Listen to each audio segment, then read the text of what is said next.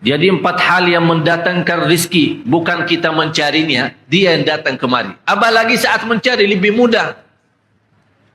Qiyamul Lail.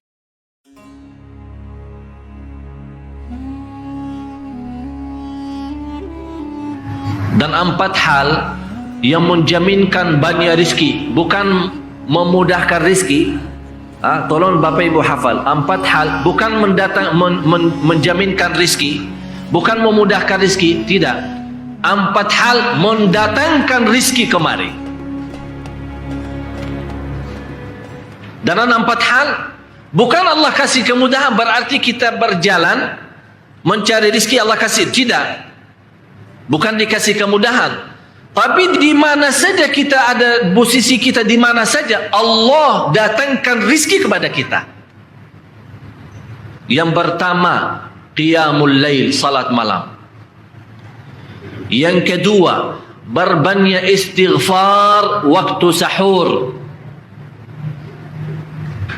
Kalau anda tidak salat malam, jangan tinggalkan istighfar waktu sahur. Waktu sahur kapan? Kira-kira 30 menit sebelum azan. Disitulah Allah sendiri memuji.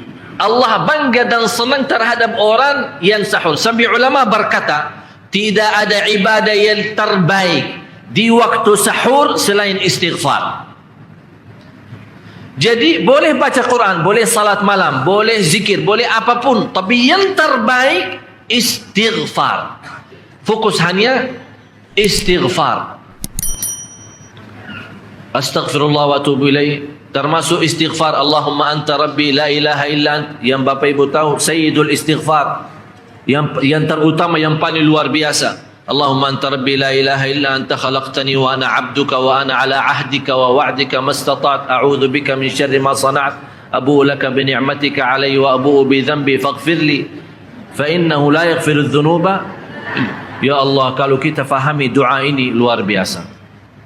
Oleh karena itu kata Rasulullah, barang siapa yang membaca sayyidul istighfar, kemudian di malam hari dengan keyakinan dia meninggal habis baca istighfar, masuk surga. Masuk surga.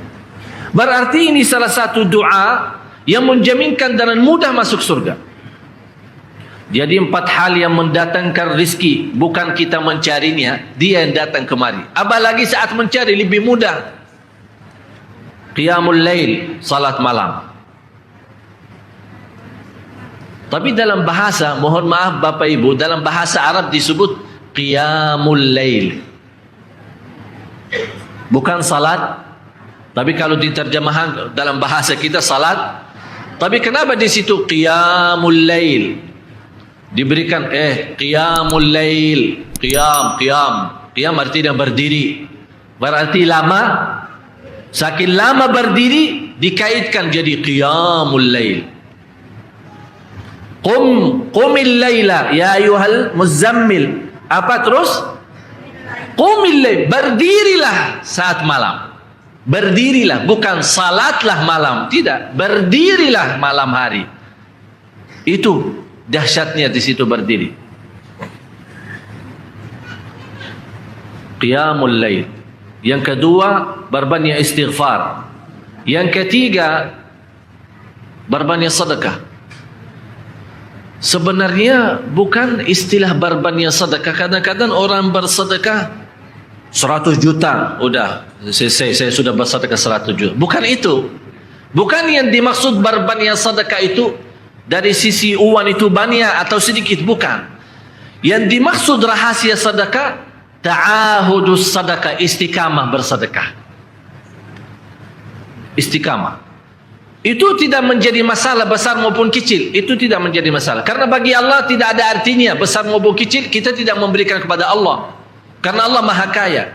Tapi rahasia sedekah itu kita terus menerus sedekah. Siang, pagi, malam, pagi, besok, terus minggu depan. Tidak pernah berhenti. Setiap ada kesempatan selalu kita membawa sedekah. Itu namanya ta'ahudus sadaqah. Ta'ahud kalau dalam bahasa sebuah janjian. Seolah-olah kita ada kontrak kerjasama antara diri dengan apa? Dengan sedekah. Itu kata ta'ahud, ahad, berjanjian. Saya berjanji. Seolah-olah ada berjanjian antara kita dalam sedekah. Jadi tidak boleh terlepas dari berjanjian. Seolah-olah kita menghormati berjanjian. Bagaimana menghormati? Kita terus kerjasama. Kita beri, Allah ganti berkah sedekah. Kita beri lagi, Allah ganti masih terus. Kita beri, masih Allah terus ganti. Itulah dahsyatnya sedekah. Jadi Bapak Ibu, jangan nunggu hari tertentu, bulan tertentu, malam tertentu kita bersedekah. Jangan. Setiap kita merasa ada berita baik, ada berita maupun ada berita buruk yang menyakiti perasaan kita, di rumah tangga kita, anak kita, suami kita, istri kita, apapun, langsung segera sedekah.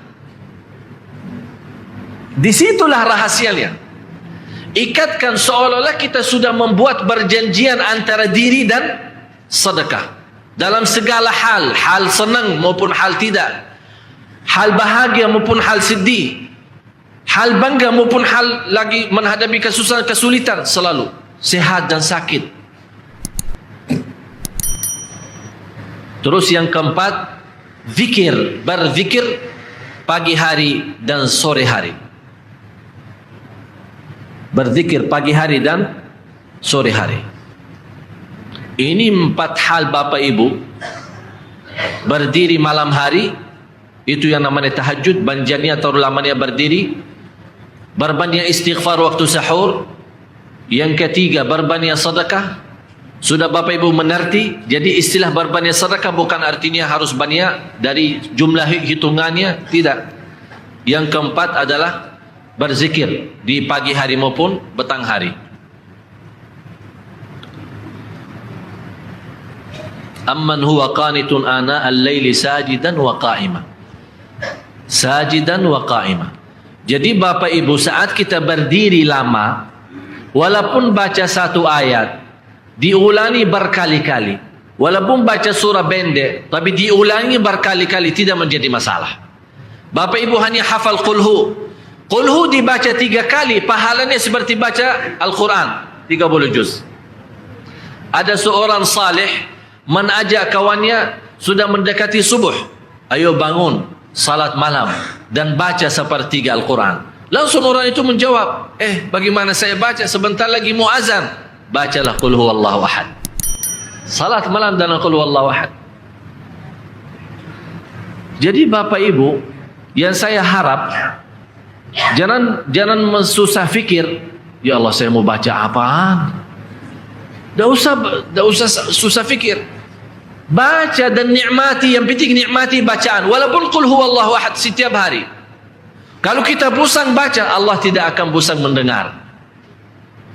Malah Allah paling senang mendengar bisikan bacaan dan bisikan doa kita malam hari. Allah paling senang mendengar bisikan doa munajat kita malam hari. Itu luar biasa.